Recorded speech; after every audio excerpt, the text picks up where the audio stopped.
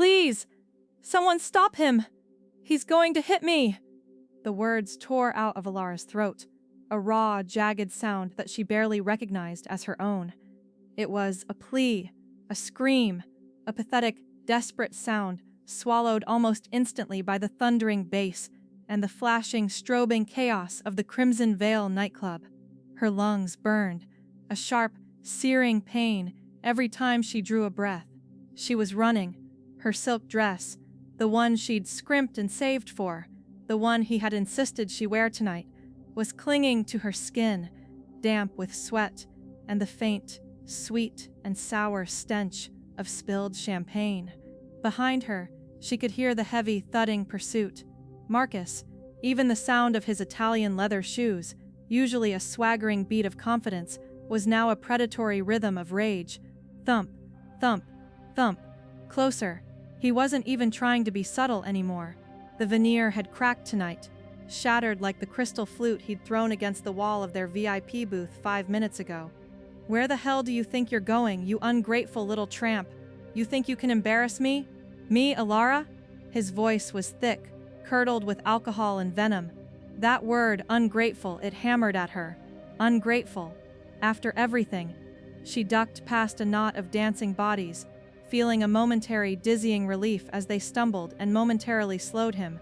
She was heading for the exit, the large, ornate mahogany doors that promised the frigid salvation of the November air, the cold, anonymous streets of the city. But the exit felt miles away. It was a cavernous space, the Crimson Veil, a labyrinth of velvet curtains, shadowy alcoves, and flashing lights that made her head spin. How did I let it get this bad? The thought was a useless whisper of self-recrimination in the storm of her panic. A year. A single, agonizing year. It had started with the sweet, suffocating attention she'd mistaken for love, the lavish gifts, the promises of a future far brighter than the one she'd clawed her way out of, the dusty, dead-end, small-town life she'd sacrificed everything to escape, her education. She'd put off her final year of art history, sold the books, poured all her savings into the move, believing his lies that he would support her career, that she would paint all day, but the canvas he wanted her to paint on was her own life, and the colors were strictly his choosing. You think you can smile at another man? Look at me! You belong to me! The memory of the slap from last month, the quiet, humiliating sting of it, flashed across her mind. She hadn't cried then. She just stared at the bruise blooming on her cheek in the mirror, watching her own reflection slowly turn into a stranger. Bruised, fragile. Now, the rage was escalating. Tonight, the man she'd smiled at was just a bartender. A boy handing her a glass of water after her hands had started shaking. A small, insignificant act of kindness that had been misinterpreted, magnified into a capital offense. Marcus saw betrayal in every shadow, every glance, every moment she wasn't completely focused on the terrifying, entitled expanse of him. Thump, thump, thump. He was closer now. She could smell his expensive cologne mixed with the acrid scent of his fury. She risked a glance over her shoulder. His face was a mask of contorted entitlement, his dark hair disheveled, his jaw clenched, a terrifying silent promise of violence hanging in the air between them. He was stretching out his hand, his fingers splayed, reaching. If he catches my wrist, she thought, the breath catching in her throat. The music volume suddenly spiked, an orchestral industrial crescendo that felt like a scream. She stumbled, her heel catching on the thick, patterned rug. The world tilted. She was going down. The panic was absolute, a tidal wave drowning her last vestiges of composure. She was in the main lounge now, the center of the storm, a wide-open area with no cover, just a sea of faces turning toward the commotion, their expressions a mix of curiosity, annoyance, and the swift, cowardly instinct to look away. No one was helping. Her eyes darted frantically, searching for an exit, a guard, a staff member, anyone. She saw only cold indifference. Marcus was 2 feet away. His hand was rising, not to grab her but to strike, his face twisted into a snarl that promised to erase all the beauty he'd once claimed to adore. This was it. The humiliation would be complete. The blow would fall, publicly, spectacularly, confirming her shame. In that single, agonizing fraction of a second, Alara didn't think. She acted on pure animal instinct. She saw a figure standing rigidly by a pillar at the edge of the lounge. A man who was not dancing, not drinking, not even looking at the crowd, but instead surveying the room with a cold, almost predatory stillness. He was a stark, unmoving shadow in the flashing light. Without a thought, without a shred of strategy, she took the last desperate lunge of her flight. She threw herself toward him, her hand outstretched, not reaching for his arm but for his hand. Her small, trembling fingers wrapped around his. The contact was immediate, jarring and electrifying. It was like grabbing a live wire. The man's hand was immense, the skin taut, the bones rigid. It was not a soft civilian hand. It was hard, scarred, and surprisingly warm, despite the icy stillness of his body, the sheer, shocking solidity of his grip. Or rather, the sudden, rock-solid anchor she had grasped stopped her dead. His head turned. Slowly, Dmitri Volkov did not flinch, did not react, did not even blink at the sudden, frantic weight of a terrified woman clinging to his hand like a drowning sailor to a life raft. He merely rotated his head on his thick neck, his eyes the color of a winter storm, falling first on Alara's tear-streaked face, and then with devastating clinical focus, sweeping over the panting, enraged man barreling toward them. Dmitri was the opposite of Marcus's flashy, cologne-drenched chaos. He was silence and shadow made flesh, dressed in a suit of dark, immaculate wool that seemed to absorb the light. He stood over 6 feet tall, a pillar of controlled, terrifying force. His face was all sharp angles and unforgiving planes, a masterpiece of cold, brutal symmetry. Everything about him whispered danger. Not the cheap, performative danger of an angry boyfriend, but the deep, quiet, structural danger of an earthquake. "Let go of her, you trash," Marcus spat, skidding to a halt, his chest heaving, his fist still cocked. His eyes, blinded by rage, had not yet fully registered the man Alara was holding onto. He only saw the obstacle. Alara couldn't speak. She could only hold on, her knuckles white, her body instinctively pressing into the unyielding wall of Dmitri's side. Her breath came in shallow, ragged gasps. Her eyes were fixed on the deadly storm in Marcus's face. Dmitri Volkov spoke. His voice was a low, resonant rumble, utterly devoid of emotion, yet somehow commanding the silence of the entire crowded lounge. "My hand." He didn't look at Marcus. He looked down at Alara's hand, clutching his own. Then, without moving his feet, he shifted his weight, ever so slightly, so that his massive body now completely eclipsed her smaller form. He had not pulled her to him. He had simply positioned himself as a shield. "Did you hear me, you loser?" Marcus snarled, taking a challenging step closer. The rage had shifted into a blustering performance. "I don't know who you think you are, but this is my woman. She's coming with me." Dmitri finally raised his gaze to meet Marcus's. In that moment, a strange, breathless paralysis fell over the surrounding crowd. They weren't just watching a domestic dispute anymore. They were watching a force of nature prepare to strike. Dmitri's eyes were the coldest things Alara had ever seen. They held no fire, no passion, only a terrifying, deep-seated indifference to the life of the man before him. It was the look of a predator who had already assessed and dismissed his prey. "She is touching me," Dmitri stated, his voice still that low, steady frequency. "Therefore, she is mine." The words were not a negotiation. They were a simple statement of absolute, irrefutable fact. He didn't shout them. He didn't even raise his voice. But the weight of them seemed to crush the air out of the room. Marcus laughed, a short, ugly, nervous sound that died quickly. He recognized the shift in the atmosphere. He recognized the cold certainty of the man's presence. The two hulking, silent bodyguards, who had materialized out of the shadows at the edges of the room the moment Dmitri had moved. The realization, like a punch to the gut, was finally sinking in.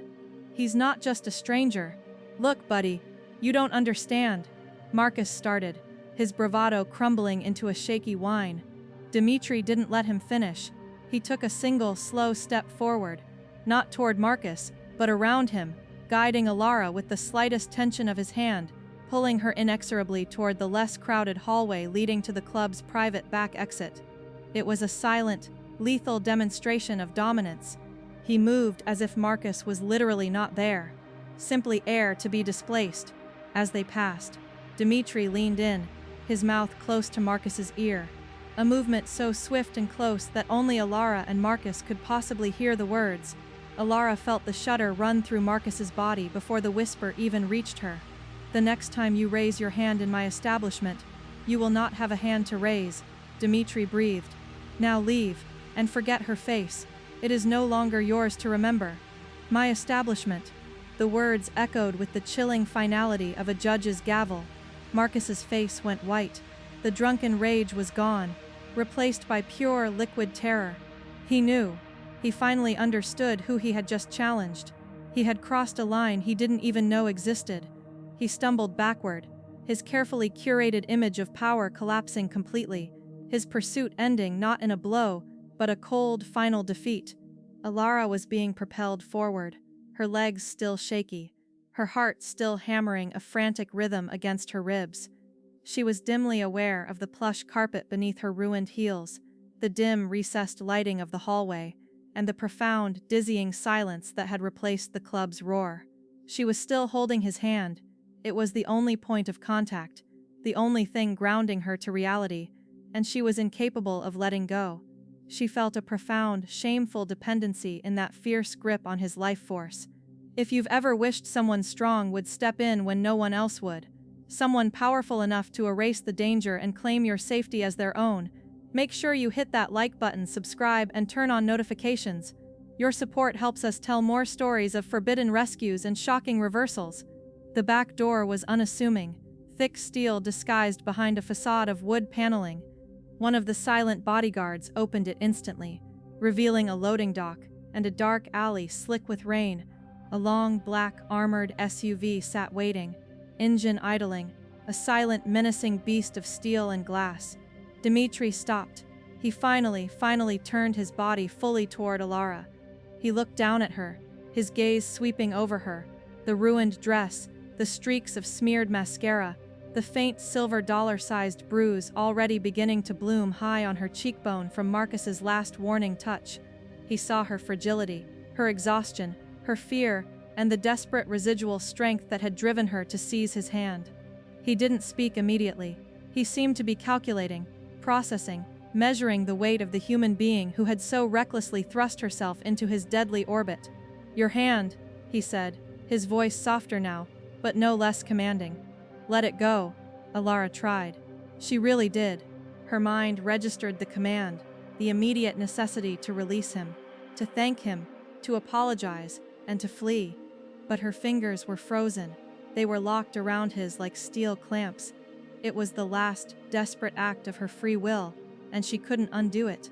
She just stared at him, unable to form a coherent word, only a tiny, terrified shake of her head. A strange, almost imperceptible flicker crossed Dmitri's cold eyes. Not annoyance, not anger, something like grim, professional recognition. A man who recognized a broken thing and knew he was now responsible for fixing or discarding it. He did not force her. Instead, he simply uncurled his own massive fingers, reversing the action of her grasp, his thumb sweeping over the delicate bones of her wrist. He was taking her hand now, no longer letting her cling to his. He slipped his hand up her arm, his touch feather-light yet radiating an incredible heat and power, tracing the shivering line of her skin. He settled his hand on her shoulder, his grip firm, proprietary. "The moment you touched me, Alara," he said, his voice dipping low, a hypnotic velvet rasp. "You signed a contract with a clause you were unaware of." She finally found her voice, a shaky, barely there whisper. Who are you?" "I'm so sorry. I just needed to escape." A faint, almost cruel smile played on the edge of his lips. "I am the man whose property you just claimed," he stated. His eyes darkened, a flash of undeniable, forbidden possession. "You needed to escape. I have provided the door. Now you must decide what you are running to." He turned, the pressure on her shoulder an undeniable command, and without another word, without waiting for a reply, he propelled her toward the black SUV. The door was opened. The leather interior smelled of expensive cologne, clean money, and cold steel. He did not ask her to get in. He simply put her in. Before he settled himself beside her, blocking the night and the city away with the sheer muscular bulk of his presence, he looked back down the empty alley. His voice was a final, cold whisper for the benefit of the surrounding darkness, and for the fear that was still clinging to Alara's soul. "He will not touch you again," Dmitri Volkov promised. "That is the first clause of your new contract, and it is non-negotiable." Then he was inside. The door was a silent, heavy thunk, and they were moving. The car glided away into the dark, leaving the flashing, screaming world of the Crimson Veil behind them. Alara was alone with the man whose hand she had blindly grasped, trapped in the terrifying, forbidden sanctuary of the Mafia boss. Her escape was complete, and her nightmare had just begun. Her only solace was the silent, terrifying man beside her, a protector whose terms she did not know, but whose power she had just witnessed. She finally let her head fall back against the leather seat, the sheer exhaustion overwhelming her, the scent of him, danger, power, and cold, clean certainty filling her lungs. She had exchanged one cage for another, but this one, she realized with a strange, shameful thrill, felt like a fortress. She closed her eyes. The silence in the car was not empty. It was a pressurized, heavy thing, vibrating with unspoken questions and the terrifying promise of her future. The city lights streamed across the tinted windows, painting and then immediately wiping away the sharp angles of Dmitri's profile. He was looking straight ahead, a statue carved from granite, and focused intent. He hadn't asked her name. He hadn't asked where she wanted to go. He had simply taken her. After 5 minutes that felt like an eternity, Alara's breathing finally stabilized. The adrenaline was receding, leaving a terrifying void filled with vulnerability. She cracked her eyes open and turned her head slightly to look at him. His tie was loosened slightly, a single, almost imperceptible concession to comfort in a man who otherwise looked carved for uncompromising formality. "Why?" she whispered, the sound brittle and small. She had to know. Why would a man of his obvious stature risk involvement in a cheap domestic spat?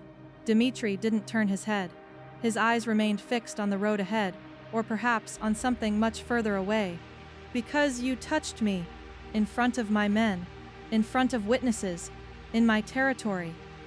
His reply was clinical, devoid of personal warmth, yet it carried an undeniable weight of logic.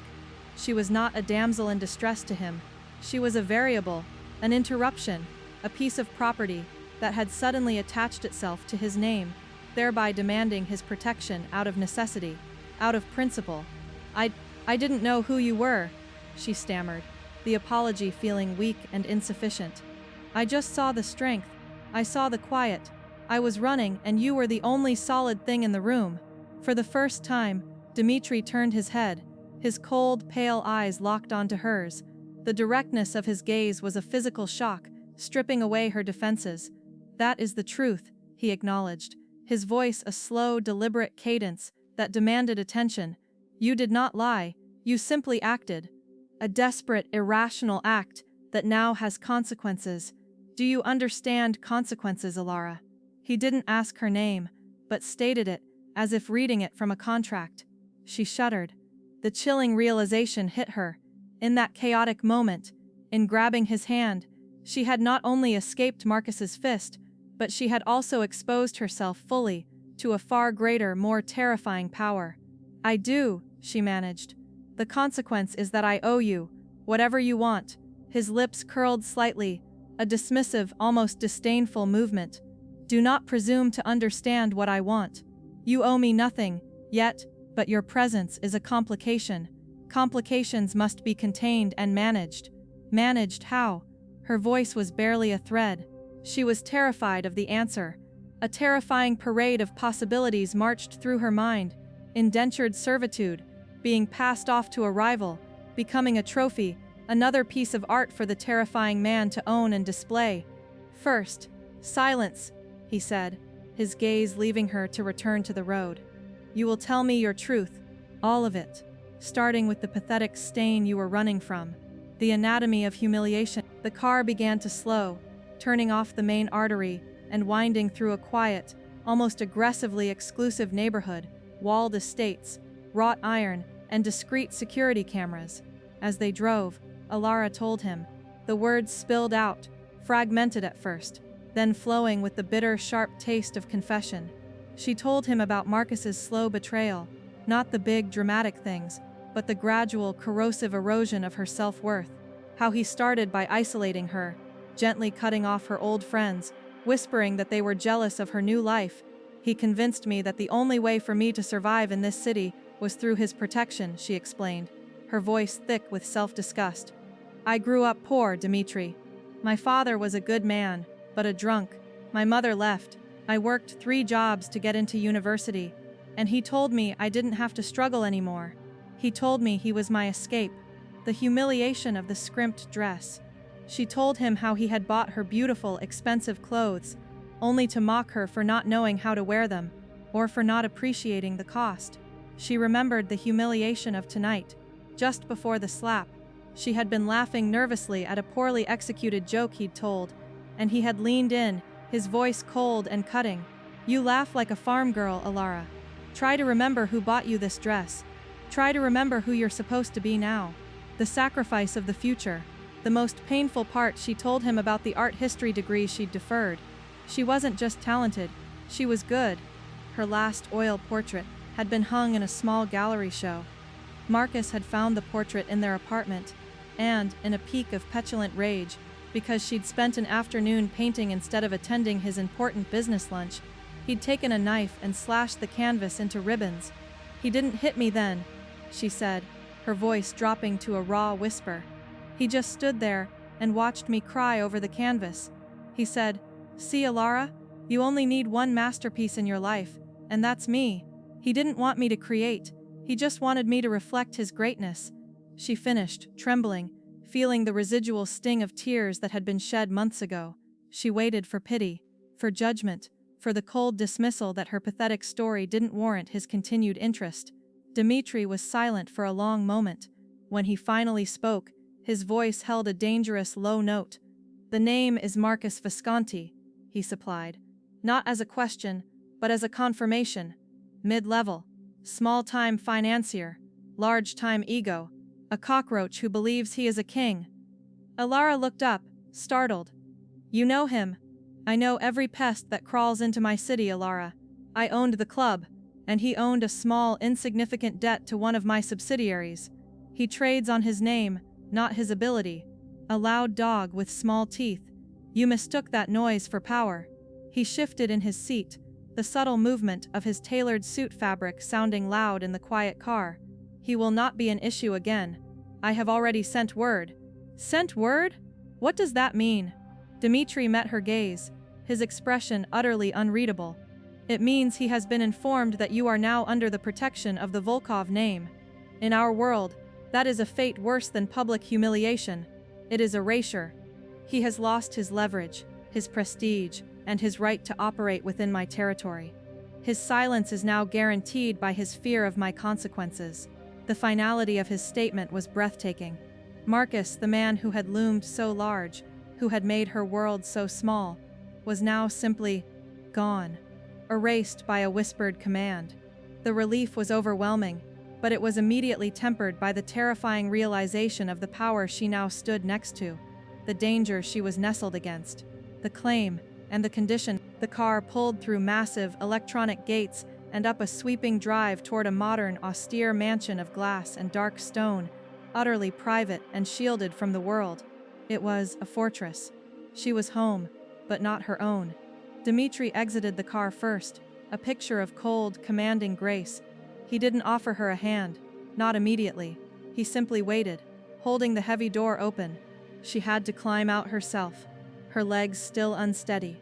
But the moment she was on the pavement, he took her arm, not gently, but with a firm, guiding grip that felt less like courtship and more like tethering. As they walked toward the heavy, silent door, he finally laid out the terms of her new reality. You came to me for shelter, Alara. I have provided it. You are safe here. Completely. No one, not Marcus, not anyone, will ever touch you again against your will, while you are under my roof. He paused, his eyes scanning the night for unseen threats. A reflex, a habit of a man constantly prepared for war. But safety always comes at a price. This is my home. You are my guest, but you are not free. You are a witness, an irregularity. Until I decide what is to be done with you, you will not leave this property without one of my men, and you will not speak of what you see here. Your silence is vital. Do you agree to this condition?" He stopped just before the massive front door, forcing her to look up at him. She saw the unwavering certainty in his eyes. There was no room for negotiation, only assent. "I agree," she whispered. The words the easiest promise she had ever made. Freedom was a hollow concept when your life was in danger. Safety, even in a gilded cage, was everything. He didn't release her arm. He tightened his grip slightly, pulling her closer, close enough for the subtle, intoxicating scent of his expensive wool, and something sharper, smoke and cold steel, to envelop her. It was a forbidden intimacy, a physical claim made in the open air, just before entering his domain. "There is one more thing," he murmured, his voice now dangerously low, a confidential sound meant only for her. "The moment you touched me, Alara, you became known. You are now associated with me. You are a vulnerability and a weakness. If I allow you to stay, you must understand that anyone who wishes to hurt me may now look at you. If you choose to stay, you choose a permanent, terrifying target on your back."